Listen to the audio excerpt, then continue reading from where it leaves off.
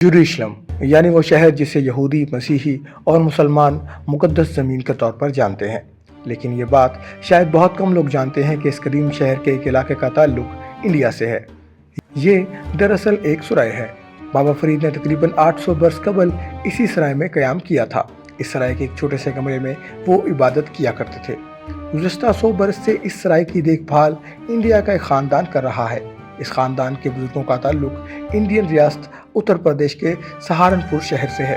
800 برس سے بھی زیادہ پہلے سلطان صلاح الدین ایوبی نے اس شہر پر قبضہ کر لیا تھا۔ اس سے پہلے اس شہر پر مسیحیوں کی حکومت تھی۔ صلاح الدین ایوبی نے اس شہر کو اسلامی ماحول دینے کے لیے صوفیوں اور درویشوں کو اس شہر میں آ کر بسنے کی دعوت دی تھی۔ یہاں آنے والے صوفیوں میں سے ایک بابا فرید تھے۔ انڈیا اور پاکستان کے پنجاب میں ان کے ہزاروں مرید ہیں۔ بابا فرید لمبے عرصے تک اس شہر میں رہتے رہے، لیکن یہ واضح نہیں ہے کہ وہ یہاں سے انڈیا کب واپس لوٹے۔ ان کی واپسی کے بعد صدیوں تک انڈیا سے حج کے لیے جانے والے افراد راستے میں بابا فرید کی سرائے میں رک کر کچھ دن گزارتے تھے۔ یہ سلسلہ پہلی جنگ عظیم تک جاری رہا۔ اس درمیان مسجد اقصیٰ اور شہر کی دوسری اسلامی عمارتوں کی حالت اچھی نہیں تھی۔ ان دنوں عرب ممالک بھی غریب تھے۔ اگر دولت تھی تو بھارتی نوجوان اور سلطانوں کے پاس۔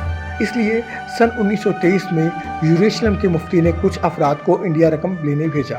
انڈیا کی آزادی کے لیے لڑنے والے محمد علی جوہر نے اس کام میں ان کی مدد کی۔ سرائے میں داخل ہونے کے لیے ایک بڑا پھاٹک ہے۔ داخل ہونے کے تقریباً 100 قدم چلنے کے بعد ایک لوہے کا گیٹ آتا ہے جس پر تالا لگا ہے۔ اندر ایک بڑا احاطہ ہے جس کے داہنی طرف ایک طرف پرانی مسجد ہے۔ اس کے بغل میں اس کمرے کا دروازہ ہے جہاں بابا فرید رہا کرتے تھے۔ وہ کمرہ جس میں بابا فرید رہا کرتے تھے وہ کافی چھوٹا ہے، لیکن شاید بابا فرید کو اس سے بڑے کمرے کی ضرورت ہی نہیں تھی۔ بیشتر وہ اس کمرے کے تہخانے میں عبادت کیا کرتے تھے۔ بابا فرید ایک بار میں 40 دنوں تک لگاتار اس تہخانے میں بند ہو کر عبادت کیا کرتے تھے۔ بابا فرید کے نجی استعمال کی کوئی چیز اس تہخانے میں موجود نہیں، لیکن ان کی یادیں اور ان سے وابستہ داستانیں اس سرائے اور اس شہر میں آج بھی سنائی جاتی ہیں۔